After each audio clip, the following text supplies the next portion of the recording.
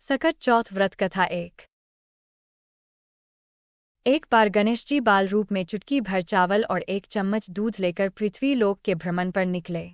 वे सबसे यह कहते घूम रहे थे, कोई मेरी खीर बना दे, कोई मेरी खीर बना दे।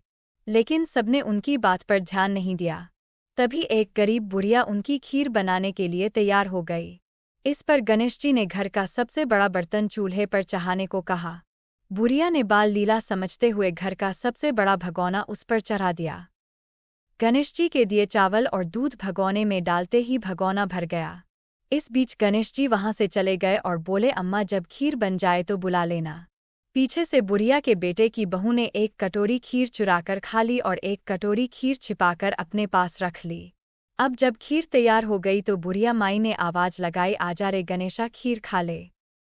तभी गणेश जी वहां पहुंच गए और बोले कि मैंने तो खीर पहले ही खा ली। तब बुढ़िया ने पूछा कि कब खाई, तो वे बोले कि जब तेरी बहू ने खाई तभी मेरा पेट भर गया। बुढ़िया ने इस पर माफी मांगी। इसके बाद जब बुढ़िया ने बाकी बची खीर का क्या करें इस बारे में पूछा तो गणेश जी ने उसे नगर में बांटने को कहा और जो बचे उसे अपने घर की जमीन गड्ढा करके दबा दें।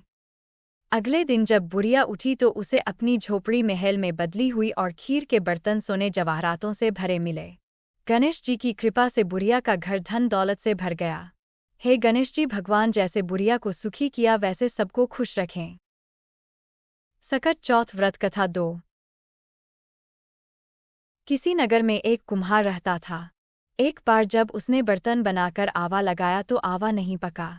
हारकर वह राजा के पास जाकर प्रार्थना करने लगा कि आवा पक ही नहीं रहा है। राजा ने पंडित को बुलाकर कारण पूछा तो राज पंडित ने कहा कि हर बार आवा लगाते समय बच्चे की बलि देने से आवा पक जाएगा। राजा का आदेश हो गया। बलि आरंभ हुई। जिस परिवार की बारी होती वह परिवार अपने बच्चों में से एक बच्चा बलि के लिए भेज देता। इसी तरह कुछ दिनों बाद सकट के दिन एक बुढ़िया के लड़के की बारी आई।